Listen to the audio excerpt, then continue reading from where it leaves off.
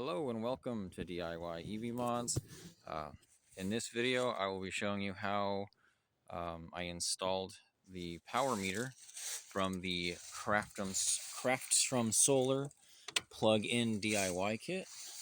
Um, I guess I didn't really buy a whole kit because the kit comes with like solar panels and everything. All I really bought, sorry, I misspoke in my last video. All I really bought was the power meter, two inverters, and two cables, so that I could get this system started. I already have solar panels that I can use that will supposedly work with the inverters. We'll find out for sure when I get to the actual installation of the inverters. But I wanted to show you step two, or I guess it'd be step one, which is installing the power meter. So if you look here, these are those antennas that I showed you on the previous video. I just have them running through a hole that I had to drill because unfortunately this box did not have breakouts at the top. So I did have to drill a hole up here. I did that safely. I took a plastic bag and I taped it up so that no metal shards would end up down into the box when I was doing the drilling. So then that's what it looks like from the outside. You got your two communication antennas sticking out up the top like that. And then I open up my box, which I have to prop up. I just grab this stick here and I prop my box up. Probably can't really see that, but anyway, there we go. So when I bought the house, for some reason, it didn't have a cover. So I have no idea how this thing ever even passed inspection to begin with. But there you have it. So I've never had to take this cover on and off anytime I've done anything. I probably shouldn't be touching that. Anyway, here's what the inside of an electrical box looks like if you don't have your front panel on there. Guess I should start out by saying that I am not a licensed electrician. I would not follow any of the advice that I say.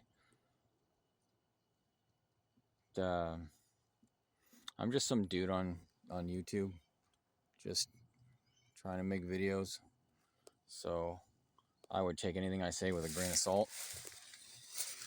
Anyway, so here is my power meter. I'm thinking about like 3M sticky taping it up, so it's just kind of right there instead of just sitting down. But we'll see if I ever actually do that. So when you're installing the power meter, you've got several things that you need to look at. You've got these three wires on the top. You got a black, a red, and a white. It's similar to installing like a dryer or a water heater.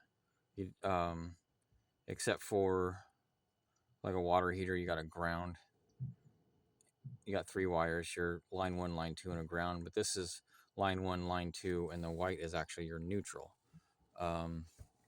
So black appears to be line 1, red appears to be line 2, and those coincide with these clamps that go around your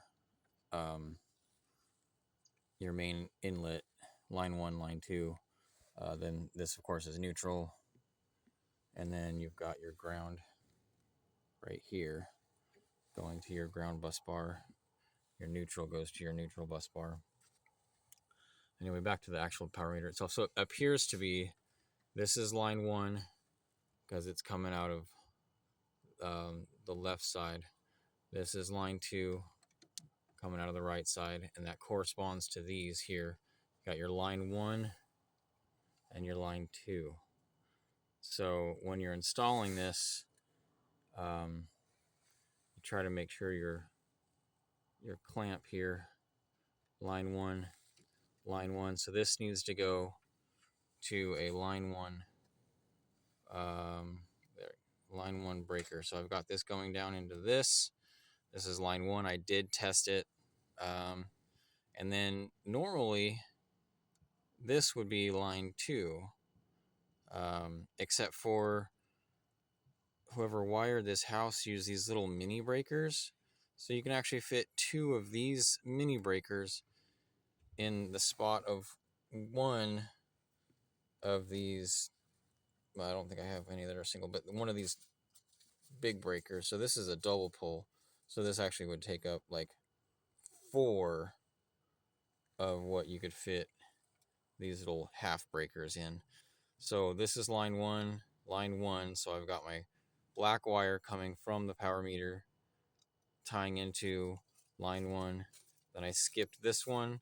Then I got my red one coming in from the power meter, and that goes to line 2. And then you've got your white wire up on top, neutral. So I got that running down over here and into my neutral bar. Now, when I did it, there was something occupying that space, so I did move that down and just found another hole and put that other neutral in there.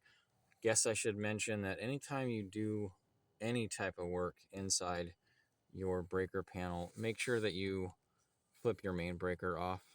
And I did do that before I started work. Just for safety, you don't want 240 volts pulsing through your body. You'll probably kill yourself. So be safe.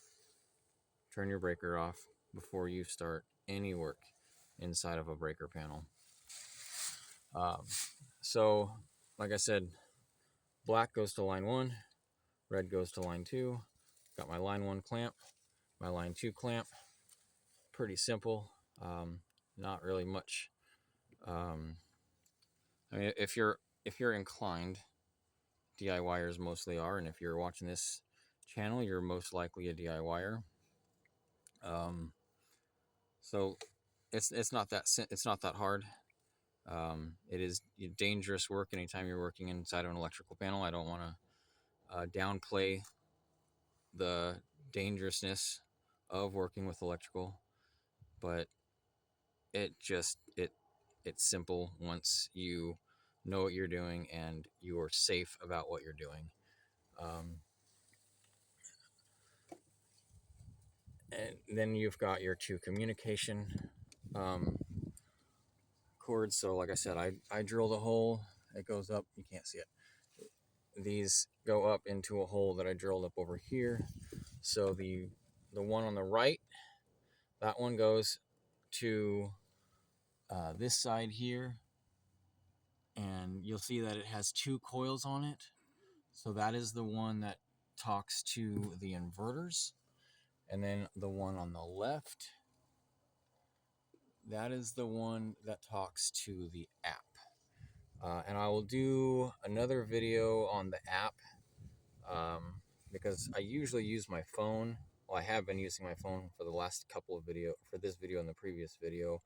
I might have to use my GoPro and point it at my phone on the next video if I can figure out how to do a video on the app to show you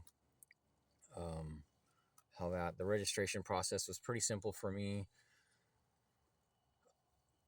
That everyone was saying that I was going to need a repeater, or it wouldn't talk to my router because my router does 5G and 2.4G, but it seems to have worked. It says that it connected successfully. So I'm going to wait a couple of days, log back into the app, and see if there's any change in the amount of power that my house has consumed. And this is pretty cool here. It shows you how many volts are on each leg. And this, I guess, is set up so you could do a third phase, but I don't have a third phase, just 1 and 2. So it shows you that I did hook it up properly. Now there's arrows inside of these that are supposed to face a certain direction. And of course, when I installed it, I got ahead of myself I was so excited about getting this thing installed that I didn't even look at the arrow. I just put it in place, and I just happened to have installed it correctly. So, you know, win for dumb luck, I guess, on that one. But from what I understand, if you do put this in and you look at that and you got a negative number there, there's easy way to fix that. You can either take the clamp back off, spin it around, put it back on, or this little bottom part here flips down. Oh, okay, mine flips up, I'm sorry. Flips up, and then you can see there you've got your screws.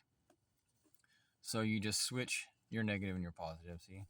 So you got your IA and IB, so that's going to be your line 1 and your line 2. So just if you put it on there and you have a negative number and you don't want to switch this clamp around, because it is kind of hard to get that little plastic clip off there and you don't want to break it, you just unscrew these and then flip them around. I would recommend, if you're doing that, to switch your breaker off when you're doing that work, just in case. I don't know. I mean, I would imagine there's probably power flowing through there if it's registering how much power is coming in. So I would definitely switch your breakers off before you start doing any type of work to your meter, and definitely switch your breakers off if you're doing any work inside your meter box. So anyway, that's pretty much it. It took longer than I was expecting it to, but it actually wasn't that difficult at all to install. Very DIY friendly. Like I said, if you know what you're doing and you're safe about it, there's no reason that you can't do this yourself. Anyway, I hope you liked this video. If you did, please press the like, subscribe, comment, and share with your friends. May God be with you till we meet again.